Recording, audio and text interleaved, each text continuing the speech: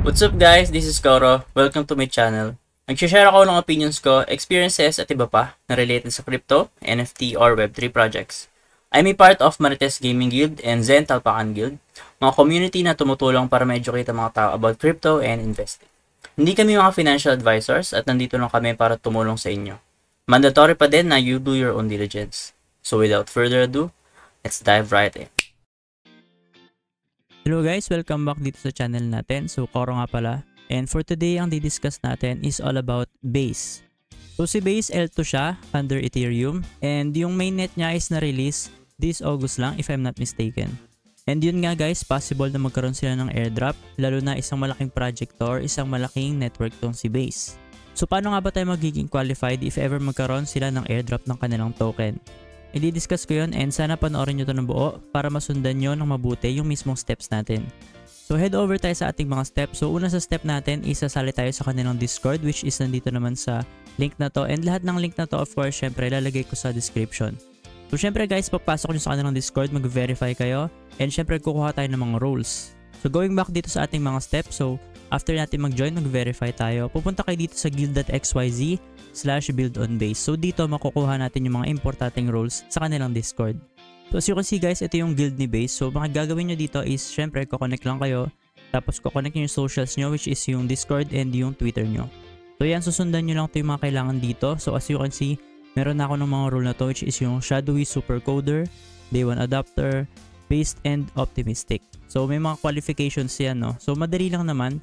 And actually itong unang-unang role which is yung Base Maxi is wala ako kasi naglolo ko yung API ni Twitter. So hindi ma-check ni Guild kung naka-follow na ba ako kay Build on Base tsaka kay Coinbase. So guys, iba madali naman dito. Actually ito, kailangan mo lang is GitHub na account tapos bibigyan mo lang ng star itong si Base.org Chains tsaka si Base.org Node. So next naman is yung Day 1 Adapter. Kailangan mong mag-own ng Base Introduced NFT. So nasa OpenSea naman siya and alam ko murang-mura lang yung price niya ngayon. So pwede kayong bumili. So next is ito naman, no, Based and Optimistic. So kailangan mo rin ng NFT dito. And guys, tuwing bibili kayo, no, mag-ingat lang kayo kasi may mga fake na collection doon sa OpenSea. So check nyo mabuti kung under ba siya kay Base. So as you can see guys, ito yung Discord nila and meron akong role na nandun sa guild nila, no, yung Day 1 Adapter, Based and Optimistic, tsaka yung Shadowy Supercoder. So after nyo makuha yung mga roles dito, so as much as possible kuhanin nyo lahat, no, pero kung hindi naman kaya, okay lang din naman. So next, ito yung isa sa mga pinaka-importanting part which is yung magde-deposit tayo or magbe-bridge tayo ng ETH from ETH mainnet papunta sa Base mainnet. So pupunta lang kayo sa website nila or sa mismong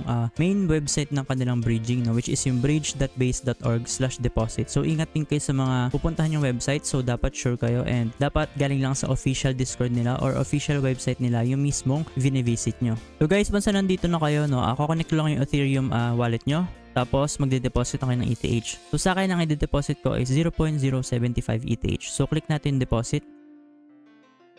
So guys, tandaan nyo kapag nagtatransact kayo from Ethereum mainnet papunta sa ibang network, malaki yung gas fee. So huwag kayong magtataka if ever ganun yung mangyayari. Pero guys, kapag nasa base naman na tayo, maliit na yung transaction fee natin dyan. So huwag kayong masyadong mag-alala, pero of course, syempre magbigay pa rin kayo mga allowance nyo. So guys, as you can see, no, deposit is in transit to Base. So on the way na daw or in process na. So hintayin lang natin yan and babalikan ko kayo. So yun guys, no, chinek ko yung Base mainnet ko. So nag-switch ako sa aking MetaMask. Pumunta ako from Ethereum, nag-switch ako papuntang Base. Tapos chinek ko yung balance ko. So after natin mag-bridge ng ETH papunta sa Base mainnet, punta na tayo sa fourth step natin which is ito, yung Galax nila. So ang gagawin nyo lang dito is gagawin nyo lahat ng task. So lahat ng task na kaya nyong gawin is tapusin nyo. So may mga NFT dyan, iba mahal. So kung hindi nyo naman afford, okay lang. Kasi may mga hindi rin ako dyan minint eh. Kadalasan ang mga minint ko lang dyan is yung mga mura lang na NFT. So guys, ito yung Galax nila kapag ka nagpunta ka, no.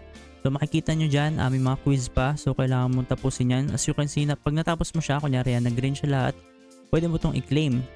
So dapat naka-base mainnet ka kapag ka-claim mo siya, no. So yan, after mo claim, so pwede ka mag-head over sa iba. Pero makikita mo yung iba, no, nakalagay dito, ending soon. Meron naman iba yung ended na, no. So hindi mo na siya magagawa kahit anong gawin mo. So kunyari ito na-claim ko na to, no, kaya okay na siya. Tapos ito guys, na-claim ko na siya pero pagka ni-refresh ko siya, tsaka lang siya magiging counted. So medyo naglalag kasi yung website nito. So yan guys, check nyo lang isa-isa yan. So much as possible, gawin nyo talaga lahat ng kaya nyong gawin. And guys, ito is mag-end na to ata. And ang last nyo to is ito, 8:31. So mag-end na to bukas, not sure, no, or mga 3 days pa or 2 days. As you can see, hindi ako eligible dun sa iba. So titignan ko muna. So mag-mint ako ng ibang kailangan ko dito or yung ibang kaya kong i-mint. For example, ito no guys, itong day 20 NFT OAK every city on chain. So kapag chinek mo yan, dito ka mapupunta. So pwede mo siyang i-mint, pero ako hindi ko siya mi-mint. Medyo mataas yung price niya para sa akin, no? So 0.01 Ethereum.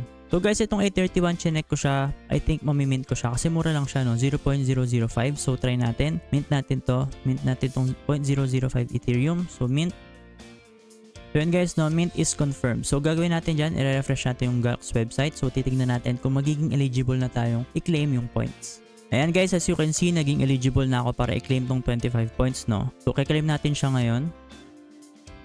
So yun guys, no, as much as possible talaga gawin nyo lahat nung kaya nyong gawin dito. And sana bilisan nyo kasi matatapos na yung campaign na to eh. And guys, for our next step, gagamit ulit tayo ng Stargate.finance. So if napapanood yung mga past videos ko, madalas ko talagang ginagamit si Stargate.finance. Bukod kasi nakapag-transact ako dito sa mga base, sa linya, sa zkSync, nakapag-transact din ako sa layer 0 kasi yung Stargate is powered by layer 0. So guys, ang gagawin lang natin dito is magta-transfer tayo or mag-bridge tayo ng Ethereum mula sa base papunta sa ibang chain. So kayo nang bahala kung anong pipiliin yung chain. So ako ang pipiliin ko is linya kasi medyo wala pa akong transaction sa linya. Unlike sa zkSync na marami na ako talagang transaction doon and binemaintain ko na lang yung wallet ko na magkaroon ng transaction every week and every month. And then guys, after natin i-bridge yung Ethereum mula sa base papunta sa ibang chain, ita-transfer back na din natin siya sa base. So parang babalik-balik lang natin siya, no? So guys, dahil kasi doon magkakaroon tayo ng transaction sa base tapos magkakaroon tayo ng added volume sa ating mga transactions. So guys, nandito na tayo kay Stargate.finance and ang gagawin nyo lang of course is kukonek yung wallet nyo tapos pipiliin nyo is base mainnet. So sa taas yung base tapos sa baba yung linya or yung desired na network na gusto nyo. So sa akin nga si linya. Ta-transfer ko is 0.075. So guys, tuwing nagtatransact kayo kay Stargate, hintayin nyo lang kasi medyo may delay or medyo matagal siya, no, compared sa mga iba na swap na ginagawa natin. Kasi nga, nagbe-bridge naman tayo. Hindi tayo basta-basta nag-i-swap lang ng mga token. So mabilis lang naman siya, 1 minute lang naman. So hintayin na natin siya. And guys, as you can see, no, complete na. Kahit less than 1 minute siya. I think around mga 15 seconds lang yung inantay natin. So next natin gagawin is babalik natin yung Ethereum natin mula sa linya papunta naman sa base.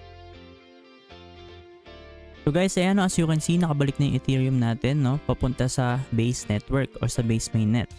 So next step natin guys, no, is mag-mint tayo dito sa Fundrop. So magkakaroon ako ng hiwalay na video dito kay Fundrop, pero for now gagamitin natin to para makapag-transact tayo sa base mainnet. So pagkapunta nyo dito sa link na to, mag-mint lang kayo ng NFT gamit yung base mainnet. So kasi may iba't ibang network dyan, no, pwede ka mag-mint ng iba't ibang NFT dyan. So magkakaroon ka ng transaction halos everyday basta meron kang ETH. Pero ako guys, as much as possible, ginagamit ko naman or mga pinipili kong i-mint is yung mga free. So gas fee lang ang babayaran ko. So pagpunta nyo dito kay Fundrop, actually kailangan nyo is mag-mint muna kayo nito, no, nitong Fundrop NFT na to. So after nyo mag-mint, i-connect nyo yung wallet nyo syempre muna pala bago kayo mag-mint. Tapos ko-connect nyo I think yung Discord or yung Twitter nyo, no. Not sure pero I think may ko-connect yung socials nyo. So yun nga, pagpunta nyo dito, ang gagawin nyo lang is punta kayo dito sa minting now. And syempre of course, dapat yung MetaMask nyo naka-base mainnet kayo, no. So guys, ako hindi pa ako nakapag-mint for today dito sa Fundrop and papakita ko sa inyo kung paano ako nag-mint. So ayan, head over lang ako dito. Tapos pipiliin ko nga yung base. So for now, pipiliin ko ito, free lang kasi siya. So ito kasing una, may bayad siya 0.005. Although parang okay naman siya, no, pero hindi ko kasi alam kung anong use case niya or kung ano tong partner ng base na to or official partner ba siya ni base. So dito tayo sa free para magkaroon lang tayo ng transaction sa base and sa Fundrop. So click natin to, mint 1 for free. And syempre magbayad lang tayo ng konting gas fee. So yun guys, mint is successful na, no. So punta kayo dito ulit sa Fundrop, tapos makikita nyo, punta kayo sa goals, tapos ayan nakalagay naman dito, mint on mint fund today. So naka-check na siya kasi nakapag-mint na ako for today. So yun guys, no, if everyday gusto nyo magkaroon ng transaction, gamitin nyo lang lagi si Fundrop everyday para makapag-mint kayo sa base mainnet. So after nyan guys, optional na itong susunod na step natin, no, which is i-withdraw natin yung ETH natin mula sa base mainnet papunta sa Ethereum mainnet. So parang i-bridge natin siya pabalik dun sa Ethereum mainnet, which is kabaliktaran nung una natin ginawa, which is nag-bridge tayo papuntang Ethereum mainnet papunta sa base mainnet. So kaya siya optional kasi pwedeng hindi nyo ito gawin kung gusto nyo i-retain yung mismong ETH nyo kay base mainnet, okay lang naman. Pero kasi ako limited funds lang yung ginagamit ko, so bala ko siyang ibalik sa ETH mainnet kasi gagamitin ko pa siya pang bridge kay linya. So guys, ang pwede nyo gamitin dito dito is yung mismong native bridge ni Base, which is ito, bridge.base.org/withdraw. Kanina kasi /deposit, or gagamit kayo ng orbiter.finance. So guys, ito yun, no? Kanina nag-deposit tayo, ngayon mag-withdraw naman. So pwede naman yan, or pwede rin itong orbiter. So kayo nang bahala kung gagawin nyo siya. Mamili na lang kayo kung alin sa dalawa. Pero guys, add ko lang, no, kapag ang ginamit nyo pang bridge or pang withdraw from Base papuntang sa Ethereum network or Ethereum mainnet, around 7 days siya bago siya dumating. Unlike dito kay Orbiter, no, kapag Base papuntang Ethereum mainnet, mabilis lang siya. So ang last step natin guys, which is ito, no, yung tracker.dapgate.io. So guys, ito, naglagay ako ng note dito, which is use this site with caution. Kasi guys, ginawa lang to ng hindi natin kilala, so hindi siya official. And guys, pag nagpunta kayo dito, is gagawin nyo lang naman is lalagay nyo na yung wallet address nyo. If ever kailangan nyo connect, siguro wag nyo na lang siyang i-connect kasi as much as possible, hindi naman talaga kailangan ng connection nito, no. So yun guys, pwede mo check dito yung progress mo. Kunyari, linya, base, darknet. So for example, yun nga, dito tayo kay Base, tapos pipili kayo ng simulation na airdrop, no? Kasi nagkaroon ng airdrop si Optimism, kung natatandaan nyo, and then si Arbitrum. So, mamimili ka ng simulation dyan or yung criteria kung saan niya i-base yung progress mo. So, for example, yan, Base, tapos Arbitrum yung gusto kong gawing criteria. Tapos, lalagay ko lang yung wallet address ko. Tapos, click ko lang yung track airdrop. And guys, makikita nyo wallet age. So, aminin itong wallet age is 12 days ago yung first transaction ko kay Base Network or kay Base Mainnet. Tapos makikita mo dyan, naka-green na to, which is yung native bridge. So, kasi ginamit natin siya kanina, yung sa first step natin. Kaya importante gamitin yung native bridge ni Base. And then yan guys, may nakalagay pa, no, nakapag-transact na daw ako ng 25 transactions. So, naka-green na siya. And then, nakapag-interact na ako sa more than 10 smart contract. So kapag naka-25 ako, magi-green pa to. And right now, naka-24 na ako. So siguro bukas, pagka nag-mint ulit ako sa fund drop, dadagdagan to, no? So yun lang guys, yung i-discuss ko for today dito kay Base. And sana nagustuhan nyo and sana nakatulong to sa inyo. If ever may questions kayo or suggestions, pwede nyo siyang i-comment sa ating comment section. Pwede rin naman kayo mag-message sa akin sa TikTok or sa Facebook.